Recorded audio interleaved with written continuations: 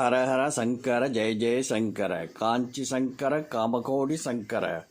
பெரியவா கலசம்பாக்கத்தில் முகாம். சுப்பிரமணிய ஐயர் பெரியவாளை தரிசனம் பண்ண வந்தபோது பெரியவா அங்கிருந்த ஈஸ்வரன் கோயிலுக்கு புறப்பட்டு போயிருந்தார். எனவே ஐயரும் விடுவிடுவென்று பெரியவா போன வழியில் ஈஸ்வரன் கோவில் போனார்.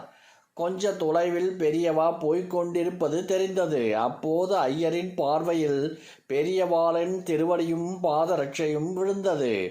பெரியவாளோட பாதரட்சையை ஒரு தடவையாவது ஸ்பரிசிக்கின்ற பாக்கியம் கிடைச்சா இந்த ஜென்மம் மட்டுமில்லை, இனிமே ஜென்மாவே இல்லாமல் போயிடுமே என்று மனசு அடித்து கொண்டது.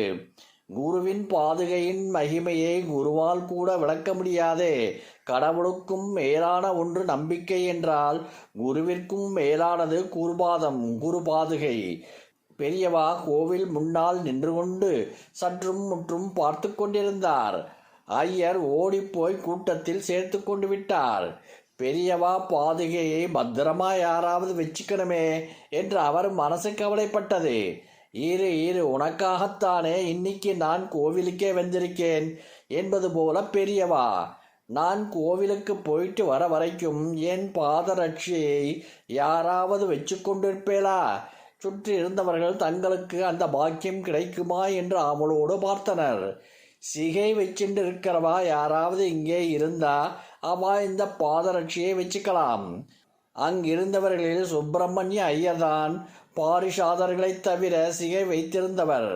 பாரதனுக்கு கிடைத்த பெரும் பேற்றை இராமாயணத்தில் படித்திருப்போம். இன்று அந்த நிலையில் ஐயர் இருந்தார்.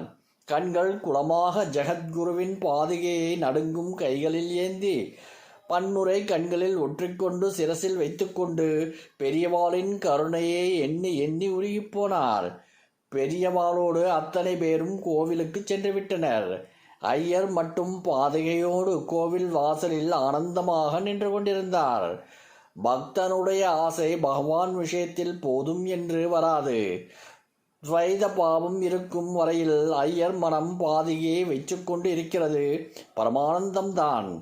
ஆனாலும் பெரியவாளோட கோவிலுக்குள்ளே போய் தரிசனம் பண்ண முடியலையே என்று ஏங்கியது.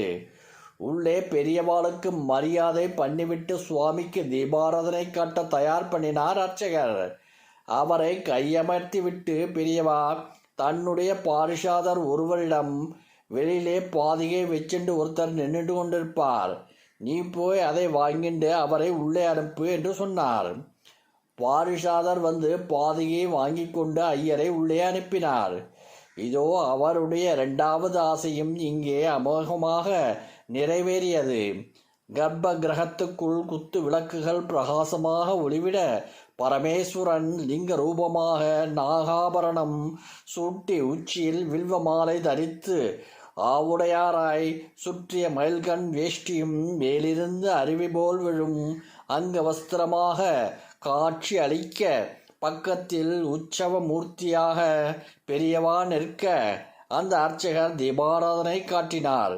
இருவருக்கும் அதே போல அம்பாள் சன்னதியிலும் அதே அனுபவத்தை பெற்றார் சுப்பிரமணிய ஐயர். என்ன பாக்கியம்! ஹரஹர சங்கர ஜெய ஜெய சங்கர. ஹரஹர சங்கர ஜெய ஜெய சங்கர காஞ்சி சங்கர காமகோடி சங்கர.